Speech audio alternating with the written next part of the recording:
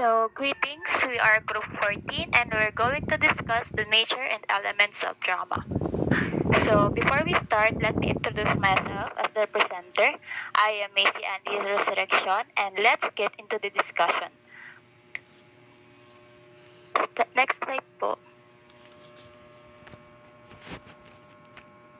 For the objectives of the report, is to give viewers or listeners a better understanding about the topic and to identify drama as one of the genre of the literature. Also, to give definition of the drama itself and to explain what is the difference between drama, which is the main focus of this reporting, for two other forms of literature and its basic elements that we will be encountering as the discussion of the end progress. And lastly, to fully understand and the different types of drama. Next slide, please. For the contents, we're going to discuss identify the definition of the drama, origins, and its elements po. Next slide, please. Before we start, let me give some fun facts about our topic for today's discussion. Did you know that the drama comes from a Greek word drao that means I do or to act, do or to perform? Drama is a major literary form that it is designed for the theater because characters are assigned roles and act them out on stage. Drama is difficult to distinguish from performance because it is realistically portrays life experiences to the audience. So, drama has dialogues. Next slide, please. So, what is drama anyway? Drama is a type of literature that it is conveyed by actors and actresses that imitates or acts it's either real life or fiction characters that been performed either orally or performed on stage in front of audiences. Communication is too common as it is used as a medium of this form of literature which also gives information to the listeners or viewers too. Next slide, please. In addition to this, drama can be theoretically composition that given life by actors and actresses that portrays a given characters by muttering their languages and dialogues and immense emotion as they do the act. There are several forms of drama. The following forms or kinds of drama we have comedy, tragedy, and tragic comedy. Comedy was divided into several divisions such as um, romantic comedy, sentimental, classical, comedy of humor, comedy of manners, and farcical comedy. Next slide, please.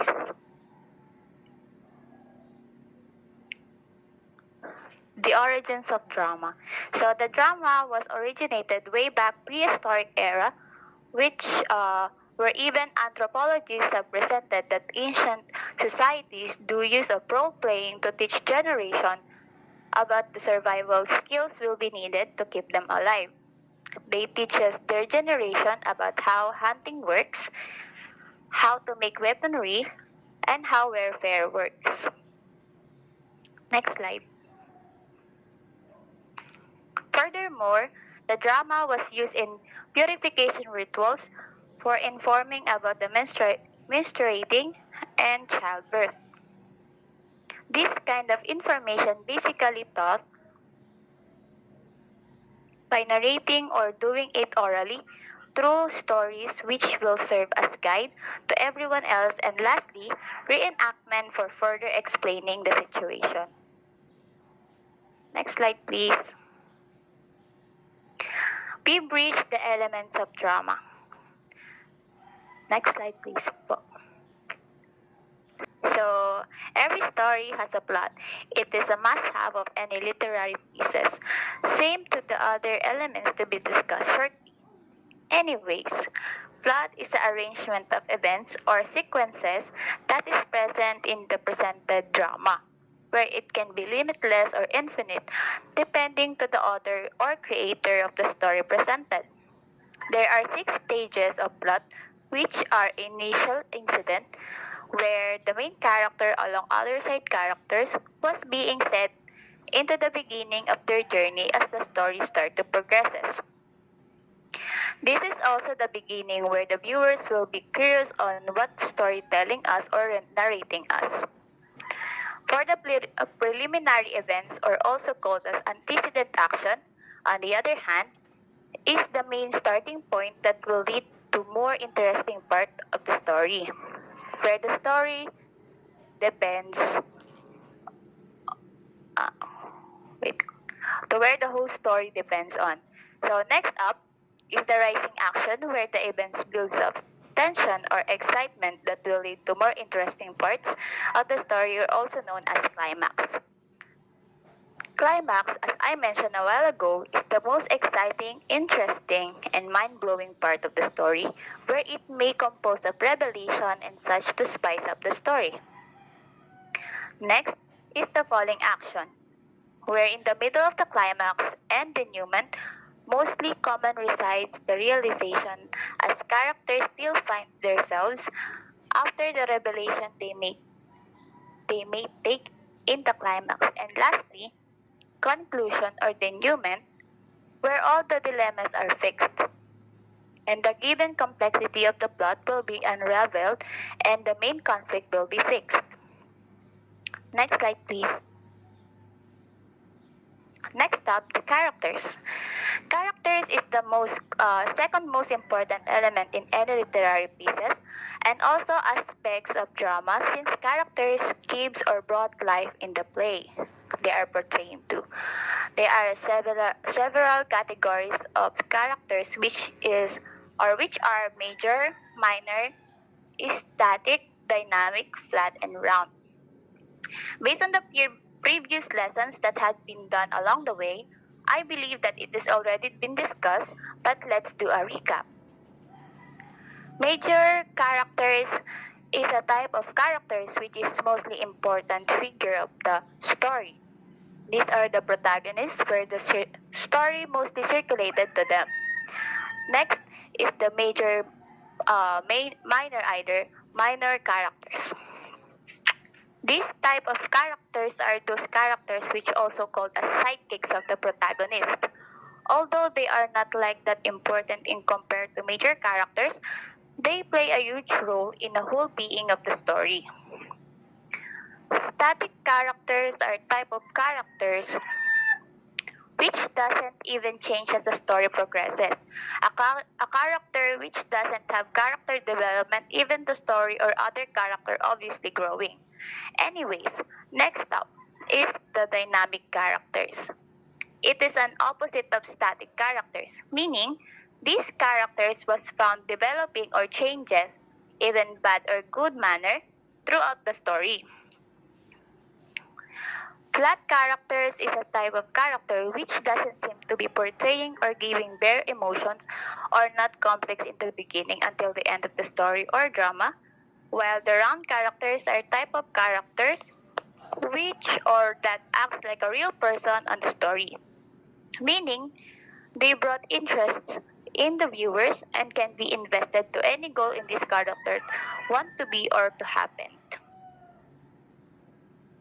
Next slide, please. For the dialogue is the exchange of ideas, or in simple words, a conversation between characters in a literary work which can reveal any information that will be valuable as the story was portrayed. Characters are revealed through dialogue, which also provides us a valuable information about them. Next slide.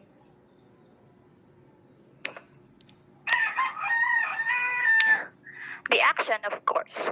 This element is vital as it is a mirror of the playwright, depending on how the characters portrays their designated characters, responding according to the impulse or the impulse of the moment given by them.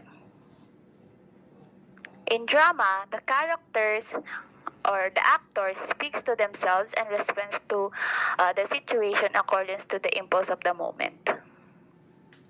Next slide, please. Next up is the conflict. This is the problem which the character is facing in the literary piece. It could be against to his or her fate, nature, to his or her society, or another character. We have internal conflict and external conflict that differs to what or who are the characters dealing with. For internal conflict, it deals with man versus itself. It is also called a psychological conflict where the characters or the actor itself have dilemmas by himself. So for the external conflict, it deals with following three types: man versus man versus society, man versus nature, etc. Next po. For the staging and staging directions, this is common in drama since it is performed on stage, where it is composed of lighting, the set of course, music, and colorful costumes that it is or fit for the play. Stage directions are the guidelines, suggestion given by dramatists in the script or the play. While drama is being executed. Next slide po. And lastly, the theme. Theme is the main idea or the whole point of the play. This is where the story revolves as it gives general concepts of every characters and events that has been presented in the play. The process of developing a play's theme entails deriving a more general concepts from the specific of the characters and events that give the play its life. Next slide po. So, thank you for sparing your time listening to this discussion. I hope you learned something from it that can be useful or vital in journey in this subject. Good day.